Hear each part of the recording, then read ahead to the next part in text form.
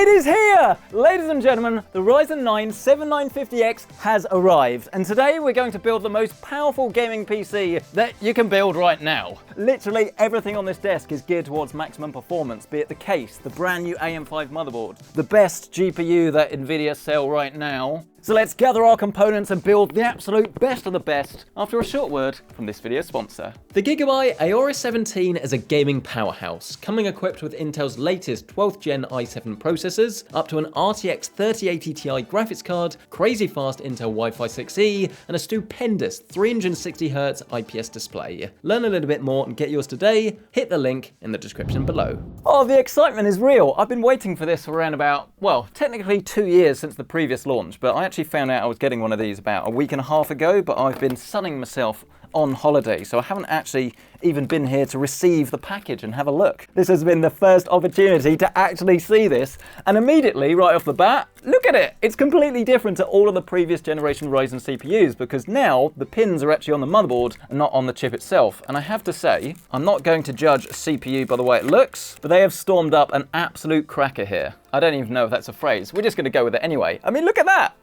That's really cool. And something else that might not be immediately obvious if you don't look at CPUs all the time is that this is actually quite a small chip. It's probably very similar in terms of size to the previous generation Ryzen CPUs, that's why you can use the same AM5 coolers, but compared to the latest generation of Intel, this is actually pretty small. I mean, I'll grab one for you. This is looking decidedly boring by comparison, but obviously it is a CPU. It's not like you're actually going to see it once it's in your system, so don't let it go to your head too much. There you go, look. The size difference, definitely very interesting to see them side by side. But let's put our Intel chip away for 1 second, because I want to talk about the differences between this generation and the previous. And you'd be forgiven for thinking that there weren't really that many, because in terms of core count, they're essentially the same as before.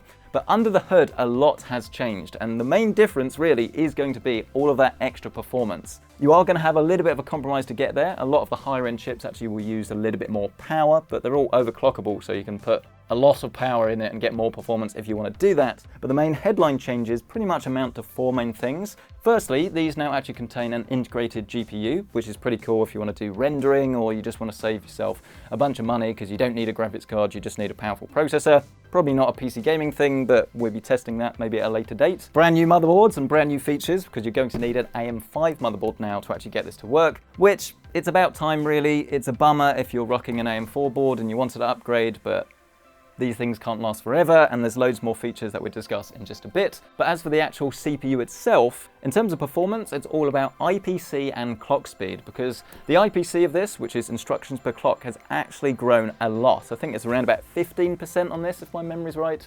Editor Carl, please fix my holiday brain. Thank you. I honestly can't stress enough how important IPC is in the world of computer processors, as better instructions per clock isn't that far away from a one-to-one relationship between its outright performance. So 15% better IPC might mean 15% better performance. It will of course depend on the application and how you're using it, but that's not a crazy assumption to make. However, that's not the only difference, because now we also get we get clock speed boost as well. It's almost a gigahertz on some of these CPUs. So I think this one is 5.7 gigahertz max boost. You can overclock this, do what you want again, if you can actually get it stable and all those things. But out of the box, 5.7 gigahertz from a CPU like this, insane. But enough talk. Let's actually get this thing built. This is a very empty box, by the way, for no cooling solution. What's the point? What is the point? Is it just to make it look better? I've got the 7700X here as well. We'll be doing a build with that, I think, tomorrow. Get subscribed so you don't miss that. But they're the same. Does bigger box mean better? I guess it does, apparently. Boring story of the week. I ran out of room there, didn't I? And in order to get our build on, we will of course need a brand new motherboard. And this one is one AMD supplied along with the rest of my review kit. This is from ASRock. It is their X670E Tai Chi. And motherboards are slightly confusing now because you've got B660, B660E, X670 and X670E. So even if you're going to get a budget-friendly X670E motherboard, that's still going to cost you a lot. But the differences pretty much all come down to PCIe lanes and the amount of PCI Generation 5 that's supported. This thing I've just noticed is absolutely ginormous. Compared to my X370 motherboard from AMD, that was also a Tai Chi, this is a lot heavier. It's got a lot more on it. So you've got PCI Generation 5 on the graphics slot and on quite a few of the SSDs as well. It is going to depend on the exact motherboard that you get, but if you do want to go for Gen 5 graphics and SSD, you are going to have to pay through the nose for it. They will get cheaper with time, but not at launch. Woo! Oh, imagine if a motherboard could land itself like the Elon rockets.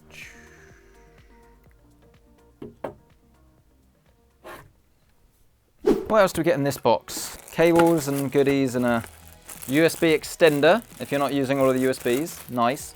I believe this comes with a bit of a warning, because I've been told this was added in and it's not standard. PCI Generation 5 SSDs are going to create so much heat that you are going to need an extra Gen 5 fan heatsink type thing if you want to go down that route. So you have to buy one of these separately if you're not buying the top end motherboards, just as an FYI.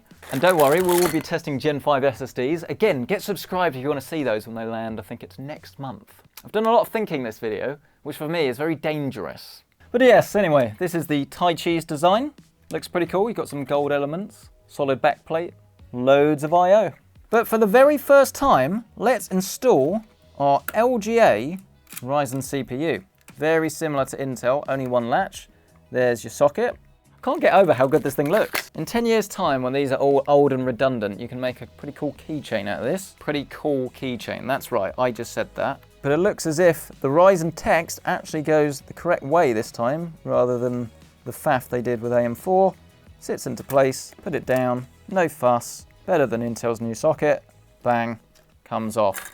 Happy days. In terms of memory, you will need a kit of DDR5 because it's not DDR4 anymore. It's not supported at all, even on the lower priced B660 motherboards. I think the fact of the matter is, if you do want to go down the next gen route, you are going to need next gen memory, which at least means that DDR5 should get more affordable as the companies start producing more of it. This is a kit of Trident Z5, their Neo range. I've used this in a different color. The white one's quite nice actually, but we're going for jet black here today. Pop that in. Lovely. If you do want to save yourself some money, then you don't actually need to buy a super fast SSD. Gen 3 would be fine, but to be honest, Gen 4 drives have gotten relatively affordable now, so they're not that much more expensive than Gen 3. So something like this, the FireCuda 530, has 7,000 megabytes per second on both the reads and the writes.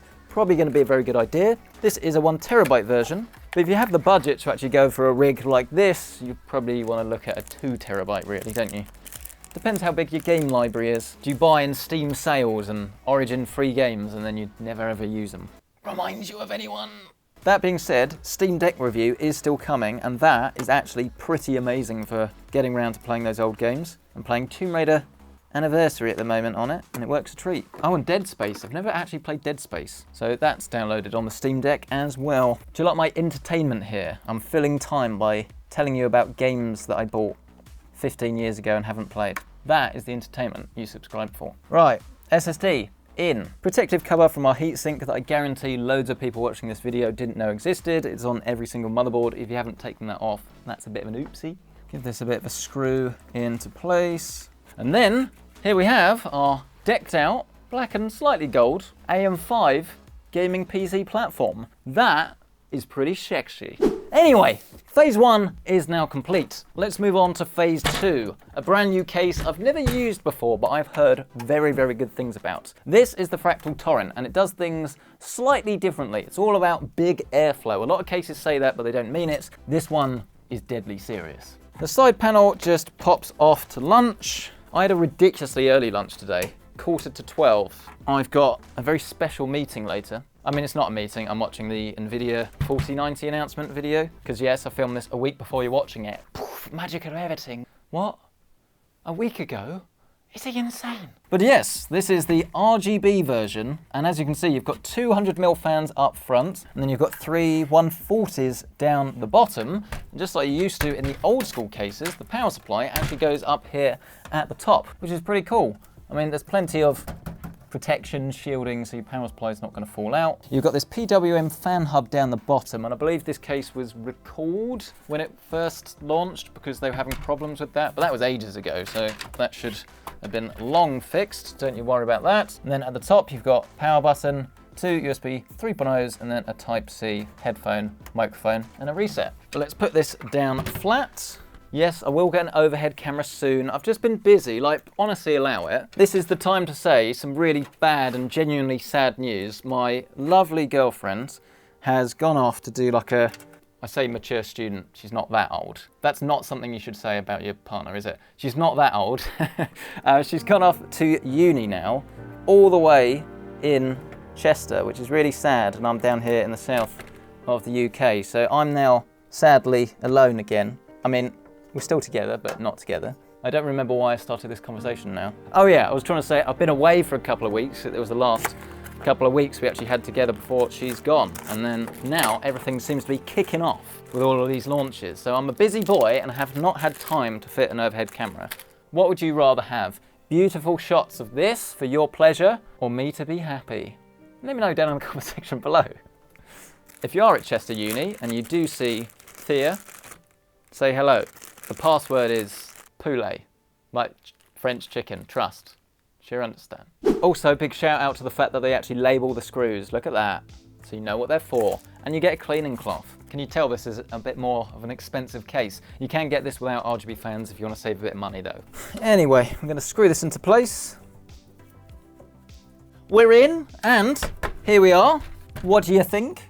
Definitely a lot of room to build inside this, no doubt about it. All of this space here, so if you do want to do some water cooling or something, this would actually be a really good case for it. I'm still deciding what I'm going to do with my personal rig, because I am considering AM5 now, and there's been a few different cases that have tickled my fancy. And so far, this is making its way to the shortlist. But the next thing to do is to actually install a cooler, and it seemed like a massive shame to not put an air cooler in one of these, because it's very much orientated towards it, I think. There's nothing wrong if you do want to put a radiator at the front or the bottom, but I think to keep it as clean as possible, I want to go full air.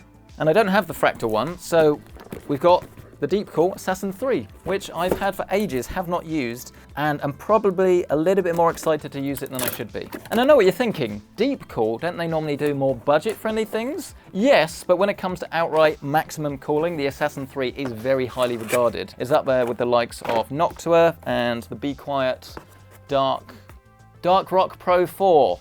It sort of trades blows with those. But if it's a little bit cheaper, why not go for that? It could of course be naff, but I'll tell you that in just a second. They give you a screwdriver, unbelievable. It's almost as if it's the exact same one that you get in the Be Quiet cooler. Maybe they get it from the same place. Oh, it is! Okay, it's better than the Be Quiet one. It's magnetic! Oh my God! Linus Tech Tips, eat your heart out. Probably should have done this on the motherboard though. Put our screws to the hole, remove the default AM4 mounting hardware, or AM4/AM5. Oh, what's going on here? Hang on a minute. They stuck this down. That wouldn't be good. Literally, it's because I said it was easy. No, oh my God, really? What have they done? So for context, what should happen is that this plate now would just come off, and then you replace it with the back plate you get for this cooler. And then it goes through the same holes. But as you can see, they don't want you to do that for some reason. All right, cheers. Speak to you later. All right. Wait. Right, I've just had a chat with the big man at AMD. This is actually sort of by design. I mean, not incompatibility, but essentially, the reason this backplate doesn't come off is it's not glued on. It's because you've got 4 screws here. And these 4 screws are actually for the CPU socket itself. So if you have an AM4 cooler, yes, now we're getting complicated, that needs these screws removed and you have to change out the back plate, then it's not going to work, or it's almost certainly not going to work out of the box. However, AMD have said that they have obviously spoken to the cooler manufacturers about this, and you should be able to get replacement plates like these that will have the holes so you can just swap it all out. Only problem with that is you're then going to need a star-headed Torx screwdriver, and you're going to have to be very careful not to damage the CPU socket, so it's not ideal. And today, I don't have that bracket, so sadly the Assassin is still going to be unused for who knows how long. Sad times, but this is some good information. I'm glad it's happened, so you guys know. I think we will try essentially the next cooler down. This is the AS500 Plus. This is not going to have the same level of performance because it is a smaller heatsink. It's almost half the mass of this, which is a shame, but needs must. does have RGB though, so some of you guys will be very happy with this. And we get to see what thermals are like with a cooling solution that is not as big as this. Here is our AS500 Plus. The Plus version comes with 2 fans, by the way. The non-Plus just comes with 1. But the fundamental difference is that you don't need the back bracket to be replaced for AM5. You still need to get to this stage where you've got these pins poking through, but you actually tap into those existing screws. I think it's very easy to install as well, because you've just got 4 screws that go onto the back of the board. Place the mounting arm on top of those screws and fix them down. Peel off the label, add ourselves some thermal paste, unclip the fans, then just gently lay this over the top of the CPU socket. Probably easier to do this flat, but I like showing you what I'm doing and making life miserable for myself. Fix that down. Do try to put equal force on the socket though, so do a little bit on the left, then more on the right, then back to the left and back to the right. RGB cable can go at the top.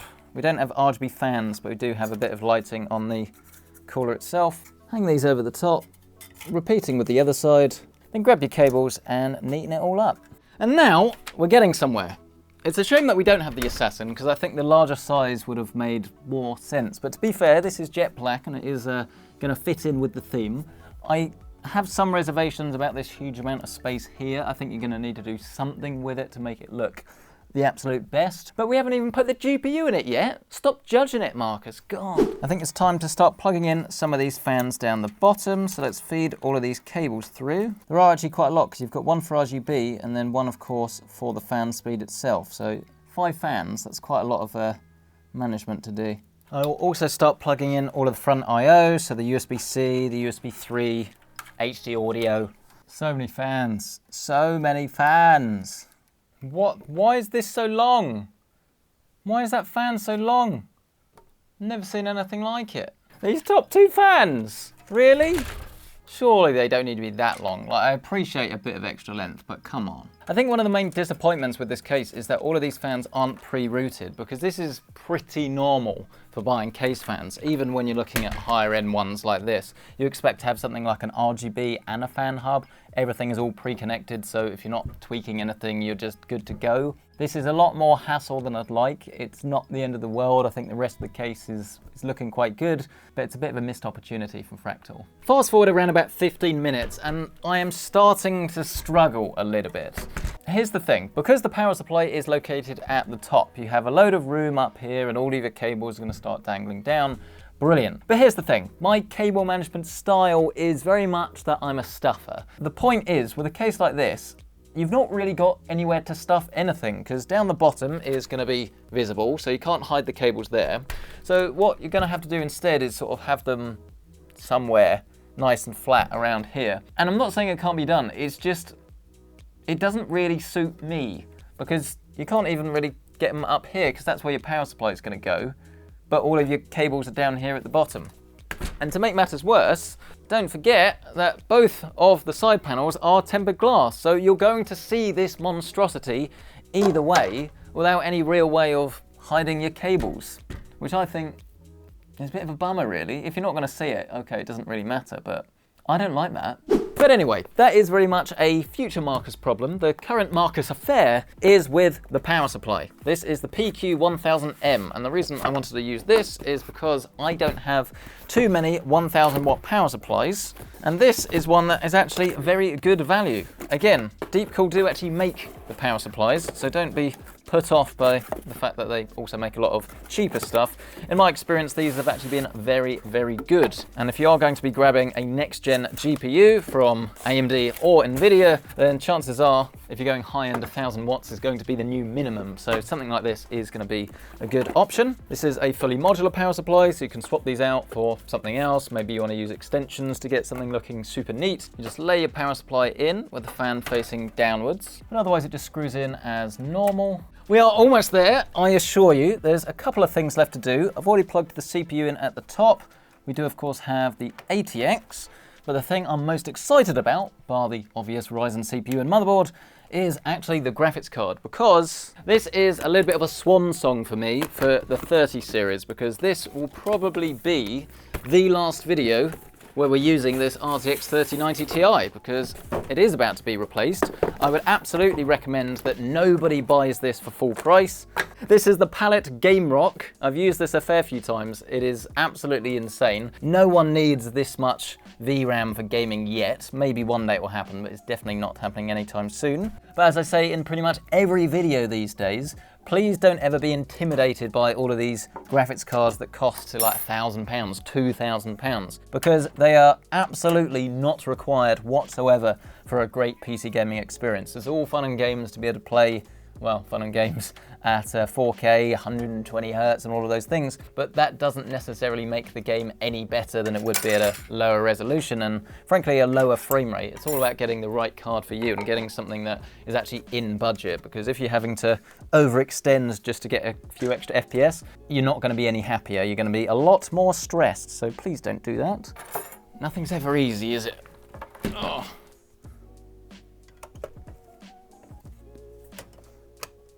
There we go. It's easy when you do it properly. Oh, right, we're almost there. Here we go. Our mostly completed system. That actually looks really good. And it is also a shame that we have this horrible alien adapter, but there are new power supplies coming out soon that should have these cables for you. Yeah, that's pretty dirty actually. We will neaten that up in a bit. Shall we see if this works? I am actually so embarrassed by this. This is awful. And I have heard that with these new AM5 motherboards, the very first time you turn them on, you can get a wait time up to 5 minutes if you're using stupid amounts of RAM. I think even if you go for 32 gig, they reckon the first boot will take a minute and your PC will get stuck on like error code 15 or something, which is strange. It's because it's trying out the memory to see whether it can actually work properly, I guess, which I suppose is better than just not working, but that is going to catch a lot of new builders out. We have the big countdown behind us. We've got 2 minutes and 38 to go, which I'm sure AMD will love when they're watching this video back, but it's not sponsored. If these CPUs aren't good, I will say it. Keyboard, mouse, power button, Ryzen 7000, here we go. We've got RGB on 2 fans, or no fans actually, maybe I haven't plugged it in properly. We've got some up here though, but the question is, are we going to get an output from our monitor? I hate this GPU so much. Why the adapter? 2 things I think to be aware of then, so far with the new Ryzen CPUs. Double check your cooler to make sure it is actually going to be compatible when you don't need that whole new backplate installation, and just be aware that the memory try it out feature is going to take a bit of time. Oh no! It's Jensen! We've run out of time. We blew it. The PC didn't make it. Oh, hang on. We've got A6. A6! Is that good? No. Oh, it's doing it again. Well, A6 to me doesn't sound very good, so I'm going to leave this to do its thing. If it fixes itself, great. If it doesn't, I will fix it. I will also tidy it up, and then we will be back to test out its performance. I fixed it, ladies and gentlemen. So try not to trip over any wires. I fixed it! And it was actually pretty straightforward. It was just to do a BIOS update, but that in itself isn't that straightforward if you're new to PC gaming and you don't expect to have to do something like this, because it did endlessly boot loop. I tried different sticks of RAM, one stick. In the end, the only way I actually got it to work is with a set of Corsair Vengeance DDR5. 2 sticks of that, 1 stick didn't work, but 1 did, and then we're able to set it all up and get the BIOS flashed. So not the best start, but it's working now. And the other thing that also seemed to work first time without any issues is the new AMD overclocking utility. There's actually a profile that's baked into the RAM. It's essentially like XMP, Extreme Memory Profile for Intel, except it doesn't require any license fees. So it might mean that the end result is going to be a little bit cheaper and maybe more stable on AMD platforms. Who knows? But shall we test some performance? I think we'll open up Core Temp, we'll run Cinebench R23 Multi, and we'll see exactly what this chip can do. The footage you're seeing now is going to be a screen recording, not this exact capture, because obviously that would alter the results. But the first thing that catches my eye is actually the amount of power that this chip is using, around about 230 watts. Obviously it's not going to be running flat out all of the time, essentially it's probably hardly ever going to do that, but that is a lot of power. But our score is already in, and it is 38,077 points. That is a lot. The highest I've actually seen from my exact chip was about 500 more than this. But if we go over to CPU Monkey to get ourselves a little reference, because I can't remember what mine was. The 12900K got a score of 27,400 in their database. So you can see we are actually getting quite a substantial increase there. Intel was meant to be pulling out all of the stops with that, but it seems that AMD have found some more stops to pull out. Obviously the single core is going to take a fair bit longer, so I'll be a chef. Here's one I made earlier, 2060 points. So this is around about 100-ish more than the 12900K, so this isn't such a drastic difference, but I think until we get into gameplay we won't know exactly how much better this is than that chip, because obviously synthetic benchmarks don't really matter for gaming. Having a closer look at our thermals, and we saw a maximum of 94 degrees. And I know that that might sound like quite a lot, and obviously it is. I wouldn't want my CPU running at 94 all of the time, but remember that this is probably a slightly smaller cooling solution than we'd all recommend for this chip. I'd definitely go for something bigger, and again, you're not going to be running this flat out, so 94 degrees, absolute peak, is actually okay. I would be happy with that. The whole PC is actually relatively quiet too, but seriously, just buy a slightly better cooling solution. Clearly, you've got the funds if you can buy a PC like this. But enough talk about the boring stuff, let's jump into some gameplay. And we're here! You actually joined me in the gulag because things went a little bit wrong. I stumbled my words, I stumbled on the gameplay. It was a disaster, but I'm not letting it be a disaster again. As I was trying to say, we actually had a little bit of an issue this time around, because if you look at the top round corner of your screen, my usual benchmarking software isn't working. It's clearly getting a bit confused by this Ryzen processor, which is why it's stuck. So ignore that, it doesn't matter, we're using MSI Afterburner instead. And what you're seeing now is Warzone running at 4K DLSS set to quality with everything maxed out other than ray tracing that is disabled. And the frame rate we're getting is around about 150 FPS. Obviously a lot of the heavy lifting, or most of the heavy lifting, is being done with that graphics card, but that is no mean feat. Turning it down to 1440p, and you can see the frame rate has now reached over 200 FPS. Again, same settings, DLSS, quality, everything maxed out, no ray tracing. And I really think this goes to show that you can definitely have your cake and eat it. This is actually still quite relevant even though the 3090 Ti is now discontinued, because of course something like the 4080 should actually have very similar performance to this, especially the 12 gig version. And you can expect slightly higher frame rates if you want to go for the 16 gigabyte version. All of them are very expensive, but I suppose they're at least not as expensive as the 3090 Ti was. That's not really saying much, is it? But last, but certainly not least, we have 1080p. Again, same settings as before, and we're not seeing masses of difference, but you are getting around about an extra 30 to 40 FPS. So if you're wanting to play, I don't know, the most competitive way possible, then this is obviously going to be the way to do it. But I wouldn't really recommend playing at these quality settings if you have this much money to spend on a PC, as it doesn't really make too much sense. Oh! Blow. Okay. Next title. What you're seeing here is actually one of my favourite titles. This is Horizon Zero Dawn, again running absolute max settings, DLSS set to quality. This is at 4K, and you can see our frame rate is around about 100 frames a second. The game is very detailed. I'd say the PC version is great, but to properly test this CPU, we're going to need to turn down that resolution. This is now 1440p Quad HD, and you're looking around about 120 FPS. I'd probably expect slightly more than that actually. Maybe this is just a limitation because it's a slightly older game that was sort of ported across from the PlayStation 4.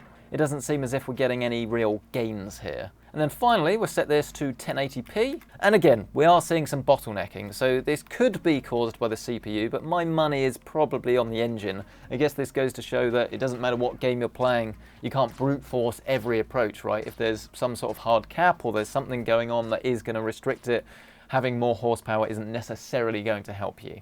I know a lot of you guys are probably quite sick of seeing this title and everyone seems to be talking about it in benchmarks all of the time, but the reason that Shadow of the Tomb Raider is shown off so much is because this is actually a very heavily CPU bound title if you've got the right amount of graphics horsepower. And this appears to ring true even in this exact scene. Here you can see our GPU load is around about 95, 96%. It is going to vary a little bit. This is running 4K with DLSS, absolute ultra, ray tracing enabled, all of the jazz, and we're getting around about 90 FPS. So clearly this is a very intense game to run, but the reason I like to show it off is because when you run the benchmark it produces a very nice graph to show you how CPU bound you actually are. So let's do a little experiment. We'll set this to the highest preset that annoyingly isn't actually ultra settings, so ray tracing is now off, And we'll set this to, I would argue, people's favourite resolution, 1440p.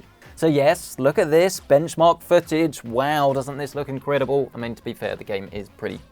But that's not the point. What you want to see is what's in front of me now it's run. This is our graph, and you can see we're actually 99% GPU bound here, which I think is pretty darn good. And it does show you why a CPU like this is going to be important if you do want to match it with a super high-end card. There's going to be plenty of games still at 1080p, you're going to be CPU bound, but are you really going to be playing at 1080p with this sort of setup? Maybe if you're into esports, but like for 99% of us, if you just want something that's not going to hold you back, clearly something like this is going to do you proud. And the reason I wanted to show you all of this is because my conclusion, if you like, from building a gaming PC with these new Ryzen CPUs, the other video, by the way, is coming tomorrow, get subscribed so you don't miss that, is that if you need them, I think they're fantastic. They offer such opportunities, really, to have a whole new system, all of these new features, and it is very future-proof. We've discussed future-proof, actually. You can find that video in the top right corner of your screen.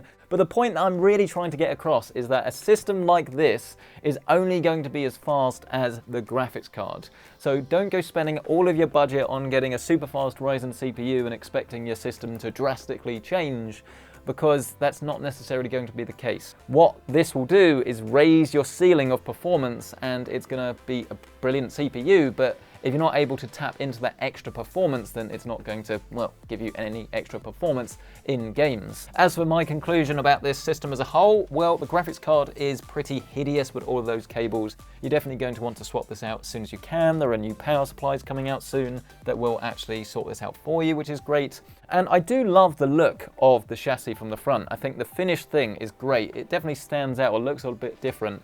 And if you are wanting to do a really airflow orientated build, I think this is great. I love having the fans at the bottom. I think allowing your graphics card to breathe and your whole system to be a bit quieter is brilliant, but I'm not a fan of the way it is around the back. I think they've done a decent enough job of giving you enough tie-down points and things like that, but the way that it works, if you're like me and you're a stuffer, or you've got loads of RGB cables like you get on this RGB version, then it's going to get quite messy, and it's not necessarily something I'd want to struggle with myself, but if you're neat, I think it'll be fine. Let me know your thoughts on this down in the comment section below though. Are you excited for these new CPUs, for the new NVIDIA GPUs? I will be building with both of them very shortly, so again, get subscribed for that. But I'd love to hear your thoughts. If you do want to check out current pricing on anything featured in this video, then as always, you can find that linked down below with my Amazon affiliate links. And links for the incredible Gigabyte Aorus 17. This machine packs in 14 cores of CPU power for sky-high frame rates, with options to suit every gamer's needs and budget. You've got DDR5 or DDR4 memory, Thunderbolt 4, and the WindForce Infinity cooling system. Learn a little bit more and get yours today with the link down below. But thank you so much for watching. I'll catch you in the next one.